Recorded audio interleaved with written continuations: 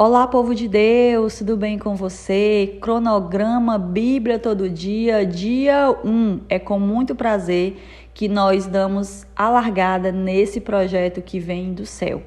Cronograma Bíblia Todo Dia tem por intuito fazer com que cada um de nós venhamos a aprimorar o nosso hábito de leitura bíblica todos os dias.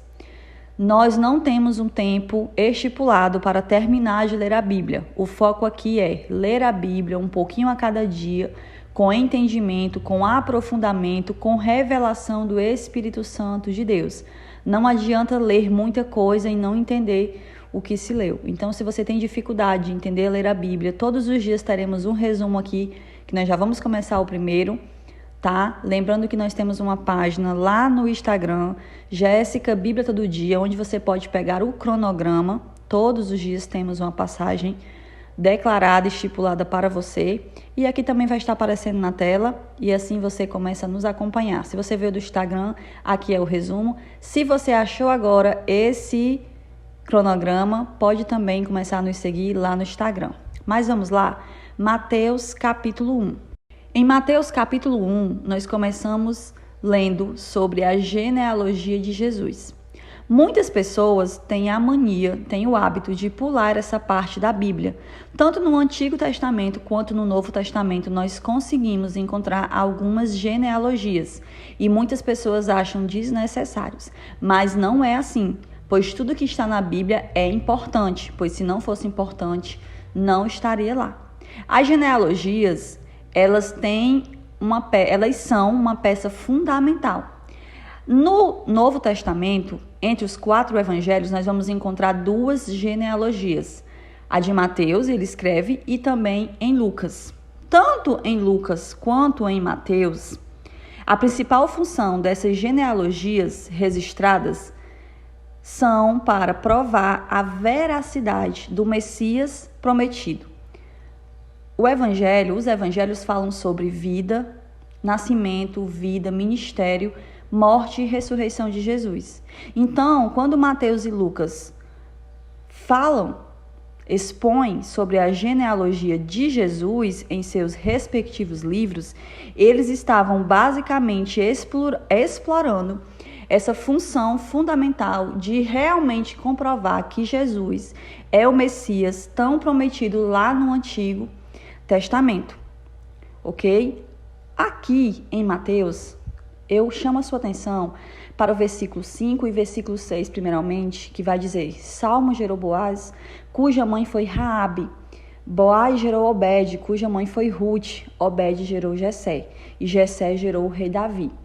Nós temos 2 coisas importantes aqui. Primeiramente, que as genealogias elas não têm o costume de inserir mulheres.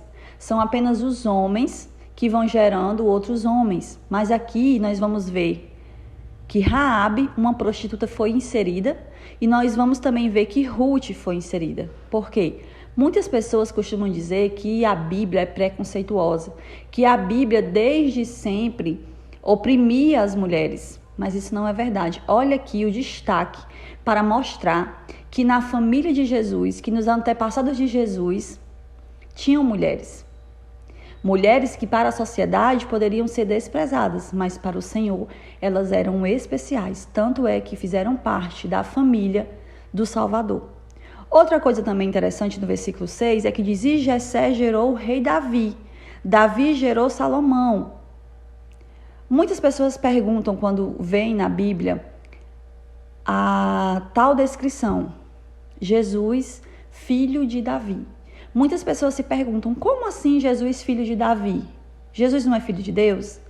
Quando a Bíblia fala sobre o Senhor, o Messias, o Cristo, sendo filho de Davi, não é que ele tenha nascido aqui na terra de Davi, mas que ele, dos seus antepassados, também vem. Porque o Senhor prometeu para Davi que o seu trono seria estabelecido para sempre. Ou seja, de geração em geração, o filho foi ficando no lugar do pai e assim por diante, sendo que Jesus também vem dos antepassados de Davi. Isso é o cumprimento da promessa. Nós pulando aqui agora para o nascimento de Jesus Cristo, No versículo 18 vai dizer que foi assim: o nascimento de Jesus Cristo, Maria, sua mãe, estava prometida em casamento a José, mas antes que se unissem, achou-se grávida pelo Espírito Santo. Maria ainda estava noiva de José. Naquela época, o noivado era algo sério, tinha documentação e tudo. Então ali, Maria aparecer grávida do nada, né, entre aspas, seria uma traição. Ela poderia até ser morta. E ali, por tudo isso que o Senhor preparou todas as coisas, fez o anjo aparecer para conversar com José e o encorajá-lo, para ele saber que não havia sido uma traição.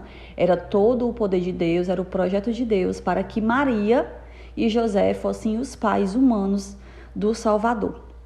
Por fim, eu quero falar sobre o versículo 25 que diz: mas não teve relações com ela enquanto ela não deu à luz a um filho, e ele lhe pôs o nome de Jesus. Muitas pessoas têm Maria como uma mulher que foi virgem eternamente. Maria concebeu Jesus, engravidou de Jesus pelo poder do Espírito Santo, quando ainda não havia tido relações com homem, com José. Mas depois Maria casou. E basta nós colocarmos a nossa cabeça para pensar e entender que José e Maria levaram uma vida normal de homem e mulher, de marido e mulher. E isso não faz com que Maria seja desonrada. Isso não faz com que Maria seja desrespeitada por nós que cremos assim. Não, Maria foi bem-aventurada, como a própria Bíblia diz. Entre tantas mulheres virgens daquela época, Maria ter sido escolhida, com certeza ela tinha algo de muito especial, mas nós precisamos entender que Maria casou-se depois de tudo isso, teve sua família e, sim, teve o seu casamento consumado. Tá bom? Então, esse é o nosso primeiro resumo, essa é a nossa primeira explicação. Se você tiver alguma dúvida, pode deixar aqui nos comentários que eu estarei respondendo assim que possível. Deus abençoe você e me diga se você gostou dessa primeira explicação. Se você ler a Bíblia, se você está participando do cronograma, se possível, quiser postar nos seus stories, nos marcar, Jéssica Bíblia Todo Dia, eu vou amar ver e compartilhar para que nós venhamos chamar a atenção de outras pessoas. Que você fique com Deus e que amanhã você leia a sua Bíblia novamente. Deus te abençoe.